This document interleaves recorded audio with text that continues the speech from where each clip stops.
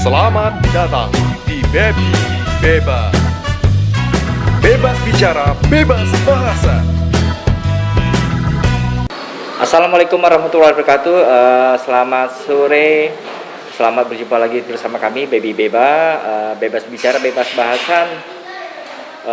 Pada Sabtu hari ini tanggal 24 Juli 2021 dengan tema kita estetika dalam perkembangan dunia usaha. Hadir di sebelah kanan saya itu Mbak Rizka Suciati. Halo, assalamualaikum. Aku Rizka Suciati, biasa dipanggil Ika. Profesi sekarang memang sebagai arsitek, kuliah juga di bidang arsitek, mendalami bidang interior design. Kita juga punya tim di perusahaan sendiri. Oke. Dan juga Mbak Adibra Asolina. Halo, assalamualaikum warahmatullahi wabarakatuh. Perkenalkan, saya Abida Solihat. Saya owner dari Fudo Prapi. SSI, MSI ya. Kalau Mbak itu Mbak Rizka ST, sarjana apa sipil, apa arsitektur, oke. Ada banyak yang kita akan kupas pada hari ini. Mungkin sebelumnya kita menanya dulu nih sama Mbak Rizka ya itu ya. Bagaimana penerapan profesi Anda sekarang ini sebagai arsitektur itu bekerja untuk orang lain atau usaha sendiri? Kebetulan arsitek ini kan dari diri pribadi ya, sebenarnya untuk dari hobi, selain untuk diri sendiri juga bagaimana bisa bermanfaat orang lain. Okay. Karena kan bagaimana bisa memuaskan emosional seseorang. Karena karya yang ada dalam arsitektur itu adalah bagaimana orang bisa puas, bagaimana bisa emosional tercapai dalam satu ruangan, menciptakan ruang pola yang nyaman, aman, dan puas tentunya. Jadi buat orang lain juga saya lakoni sekarang. Oke. Kalau Mbak Abdi sendiri gimana? Mbak Abdi sendiri? Fotografi. Oh, fotografi ya, basicnya fotografi. Terus? Jadi usaha saya itu Fudo Prapi. Fudo Prapi itu apa sih? Jadi Fudo Prapi itu singkatan dari food photography. Nah, di sini saya menekuni bidang foto untuk khusus kuliner makanan. Nah, oke. Kenapa saya menekuni bidang itu? Seperti yang kita ketahui saat ini, semenjak masa COVID, ada banyak sekali beberapa perusahaan yang pivot. Jadi dia itu beralih dari entah itu fashion ke kuliner, atau yang kuliner sendiri semakin banyak di musim corona ini gitu Pak. Jadi saya melihat peluang, wah sepertinya ini peluang yang bagus gitu. Dan saat ini yang saya perhatikan, produk-produk yang ada di sekitaran kita itu mereka menjual ala kadarnya. Ada di rumah itu dibantu oleh partner kerja ataupun tenaga kerja yang lain? Kita punya tim juga. Ada tim juga ya? Tidak untuk berbicara mungkin rumah tinggal, kita bisa berbicara pribadi sendiri, tapi itu konsep perusahaan atau pemerintah, kita punya tim. Artinya ada beberapa juga terkait. Ada berapa orang tuh timnya? 5. Ada 5 ya? Dan itu cowok semua. Oh, cowok semua itu. Kalau Mbak Abid sendiri sama? Kalau saya masih sendiri Pak. Oh, sendirian? Iya. Oh, terus? Jadi kan untuk bisa menghasilkan produk itu saya masih sendiri, jadi lebih ke beda orang, beda tangan itu hasilnya kan beda. Jadi kan di sini seni ya Pak. Jadi saya belum menemukan ya partner yang pas, jadi masih sendirian. Dan fotografi itu dari 2014. Jadi memang saya itu dari dulu tuh hobinya masak, terus kadang saya upload gitu kan, saya foto, memang hobi gitu kan. Nah dari situ kenapa tidak gitu mengembangkan hobi yang ada yang menjadi salah satu bidang berkarya saya. Oke. Ya mungkin bahasan tentang estetika ini bukan hanya kita aja, teman-teman yang juga ada profesi kreatifnya yang juga bekerja ataupun untuk menghasilkan ekonomi dalam suatu profesinya. Maaf ngomong, kira-kira ini kalau ada teman yang mau minta dibantu atau tolong ini desainkan ini, itu berapa tuh untuk satu desain? Tergantung luasan ya. Oh, tergantung luasan. Hitungannya apa? Per meter persegi? Kita lebih tidak konsumtif ya. Artinya bagaimana supaya desain kita memang benar-benar disukai oleh masyarakat. Nah, kalau Mbak Abid gimana nih? kalau satu foto atau satu produk itu untuk kita masukkan? Jadi kalau misalnya di fotografi sistemnya itu Pak, jadi kita bisa per foto atau paket foto. Dari misalnya itu tergantung request sama tergantung kita diskusi sama klien gitu Pak. Jadi kita lebih memilih klien itu maunya seperti apa, butuhnya seperti apa, itu yang kita lakukan. Nah, banyak di Jambi ini banyak yang mesen seperti itu. Nah, awalnya kan saya di Bandung Pak.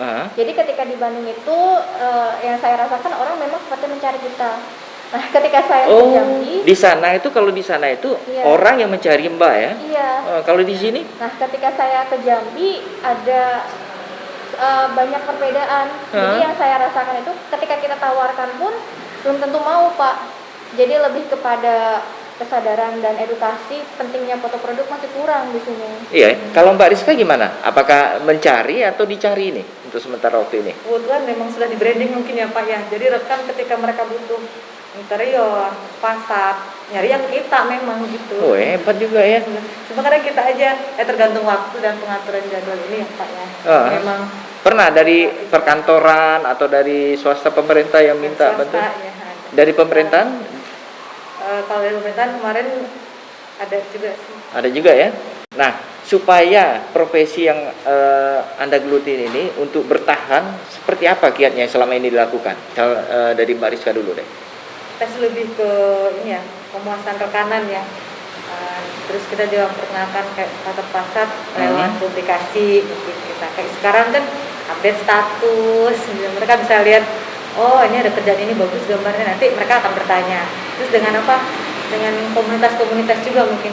Kalau saya sih lebih banyak bergabung dengan beberapa organisasi, komunitas, itu juga nanti akan menemukan proyeknya ya. Kalau saya cara bertahan di Jambi sama seperti Mbak Rizka. Jadi lebih misalnya kita ikut komunitas, terus kita lebih aktif di sosmed. Karena kan dari sosmed sendiri kan jangkauannya sangat luas ya Pak. Di situ juga kita bisa mendapatkan klien-klien. Dengan kita silaturahmi, bertemu dengan orang baru, di situ juga kita bisa menemukan peluang-peluang yang lain. Saya mau nanya ini, seandainya ini, saya minta masing-masing bukan memperkenalkan diri, tapi mempromosikan diri, kan begitu, saya pinginnya begitu. Nah kalau seandainya ya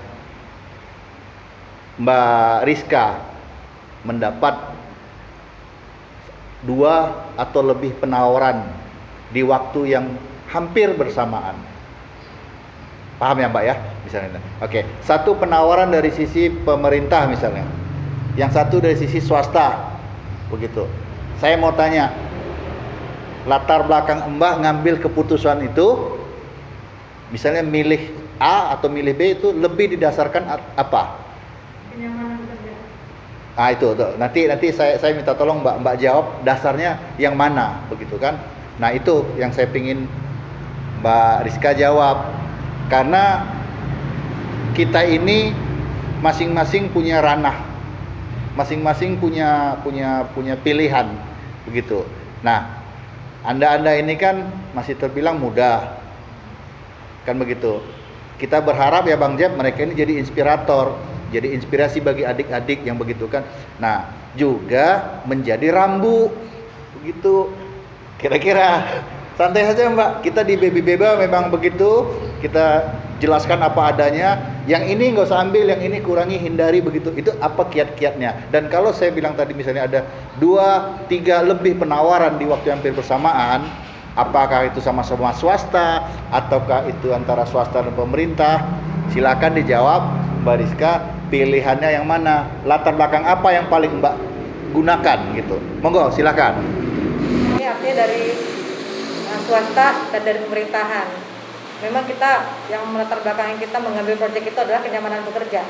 Karena ketika kita kerjasama, tetapi banyak batasan-batasan untuk memperoleh informasi, apalagi terkait administrasi, itu lebih baik dihindari lah. Jadi antara swasta dan pemerintah sih boleh milih ya, pasti pilih swasta. Gitu ya. Jadi permasalahannya kadang bukan cuma di masalah besaran nominal ya, bukan. Tapi masalah mungkin fleksibilitas, kenyamanan bekerja, atau langsung aja nggak banyak diatur-atur gitu ya? Lebih tidak banyak retorika gitu kan. Nggak ribet gitu ya. Itu Bang Jack, makasih kan begitu. Oke, assalamualaikum warahmatullahi wabarakatuh. Salam sehat sebelumnya untuk kita semua. Perkenalkan, nama saya Untung Wijaya. Ya, saya agak tertarik dengan arsitektur ini ya, Bang Jeffrey ya. Masalah tentang terukur dan tidak terukur tadi itu basisnya dalam menentukan range harga itu seperti apa gitu kan. Kalau yang terukur mungkin udah relatif gampang lah ya Mbak ya, menetapkannya ya, standar harganya itu. Tapi yang tidak terukur tadi ya yang ada di situ sentuhan sense of artnya itu, nah itu gimana cara menjelaskan dengan klien kan, karena tergantung kita satu frekuensi ya. Kalau kita satu frekuensi dengan klien kita kan enak ngomongnya tuh ya, dapat kan. Tapi bagi yang tidak kan susah. Itu kan bagi Anda katanya, bagi saya nggak bagus. Sifat relativitas tinggi di situ kan. Nah yang kedua Mbak, mumpung kayaknya Mbaknya masih muda ya tadi katanya tadi kan gitu kan. Terus ada nggak sih upaya-upaya untuk menggali atau menjelajah arsitektur Nusantara kita ini itu dalam sentuhan yang bahasanya sekarang tuntutan zaman yang modern lah gitu. Langsung jawab ya Pak. Langsung aja. Terima kasih Mas Untung. Terkait dengan range kepuasan customer tadi, kita sih memang punya kesepakatan ya, kita punya tim, tidak bekerja sendiri. Artinya dalam satu proyek itu ada yang punya konsepnya, sense of art-nya tadi keluar. Itu mungkin lebih ke saya. Dan mungkin wanita lebih gampang menyentuh perasaan orang ya. Ini mau tahu apa itu gue tahu mau lo gampang deh gitu. Aplikasikan dalam bentuk, alhamdulillah saya kebetulan lulusan yang sudah pegang AutoCAD, sudah pegang ArchiCAD, sudah pegang SketchUp dan render dan lainnya. Jadi kita bisa langsung, kadang customer langsung saya bawa. Kalau saya begitu, mau apa ya udah saya langsung gambar depan customer. Kira-kira begini nggak bayangannya? Iya begini nggak. Nanti baru kita konsep lagi. Dan mereka kan tidak hanya gambar, mereka butuh hitungan LAB. Kita punya tim lagi. Selanjutnya kalau memang arsitektur Nusantara, kita sudah pernah coba, saya pernah juga dapat proyek gerbang candi. Susah ya relief itu memang kita lakukan gitu. Dan itu jadi membuat saya belajar gitu. Ini relief apa sih? Kepo kan jadinya kita gitu. Apa aja kita belajar budaya, belajar sejarah. Alhamdulillah punya kakak yang memang kerja di kebudayaan. Beliau banyak juga ngasih support nih, coba motif ini bagus. Kalau lu bangun di Jambi misalnya kafe, coba kafenya ada deh kayak patungnya di candi itu satu taruh di sana. Nah, jadi kalau kita foto, ada foto boothnya yang menjelaskan, oh ini kafe di Jambi gitu. Ada begitunya ya, kayak tempol gini, oh udah jelas ya. Artinya ketika kita mau belajar sementara semua mau, cuma kita harus balik lagi belajar budaya dulu, asal usulnya dan lainnya, karena takut kita masih yang minim mungkin informasi terkait itu. Nanti belajar dulu lah. Kalau bisa belajar, aku sih tertantang banget pengen tahu khususnya untuk Provinsi Jambi.